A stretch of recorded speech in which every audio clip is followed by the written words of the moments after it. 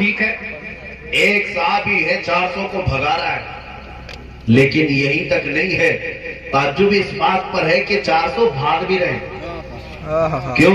ایک سے خوف کھا کر کے، ایک سے ڈر کر کے۔ اور حدیثوں میں موجود ہے سلمہ بن اکوا ان 400 کو اتنی دور تک بھگاتے رہے کہ وہ تنگ آ گئے، کوئی ادھر پہاڑوں پر چڑھنے لگے، کوئی ادھر چڑھنے لگے۔ تو ان کا جو سردار تھا پکار کر پوچھا کہ اے سلمہ بن اکوا تم چاہتے کیا ہو، کیوں بھگا رہے ہو ہمیں؟ حضرت سلمہ بن اکوا نے کہا جب تک تمہارے پاس کھجور کی ایک گھٹلی بھی رہے گی میں تمہارا پیچھا نہیں چھوڑوں گا، مدینے کا مال چوری کیا میں لے کر آؤں گا۔ وہ 10 لوگوں کو گراتے تھے، ان کی گردن پر پیر رکھتے اور آگے بڑھ جاتے تھے۔ سلمہ بن اکوا 400 لوگوں میں گھر گیا ہو۔ یہ اللہ تبارک و تعالیٰ جسے چاہے مدد کے ساتھ اس طرح طاقت عطا فرمائے گا۔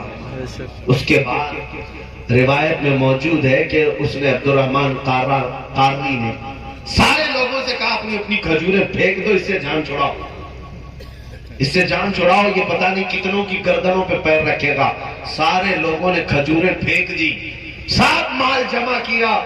حضرت سلمہ بن اکوا ایک بڑے کپڑے میں ان کھجوروں کو جمع کر کے اپنی پیٹھ پر ایسے شاہانہ انداز میں چلتے آ رہے ہیں، نہ پیچھے سے کسی کے حملے کا خوف، نہ کسی سے آگے سے آنے کا خوف، اس لیے کہ انہی کے بے خوف ہونے کی کیفیت کو بریلی کا امام یوں کہتا ہے، خوف نہ رکھ رضا ذرا تو ہے عبد مصطفیٰ۔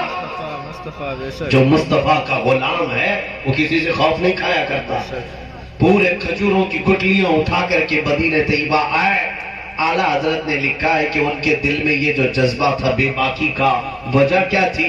کہتے ہیں ایک بار حضور بیعت کر رہے تھے صحابہ کو، حضرت سلمہ بن اکوا سے کہا لاؤ ہاتھ تمہارا میرے ہاتھ میں رکھو، بیعت کر لو۔ حضرت سلمہ بن اکوا نے کہا یا رسول اللہ میں نے آلریڈی ایک بار بیعت کر لیا۔ حضور نے فرمایا دوسری بار کر لو۔ دوسری بار کیا، تھوڑی دیر کے بعد حضور نے پھر بلایا، سلمہ بن اکوا ہاتھ میں ہاتھ دو، بیعت کر لو۔ کہا یا رسول اللہ 2 بار کر چکا ہوں۔ میرے آقا نے فرمایا تیسری بار کر لو۔ تیسری بار ہاتھ میں ہاتھ دیا۔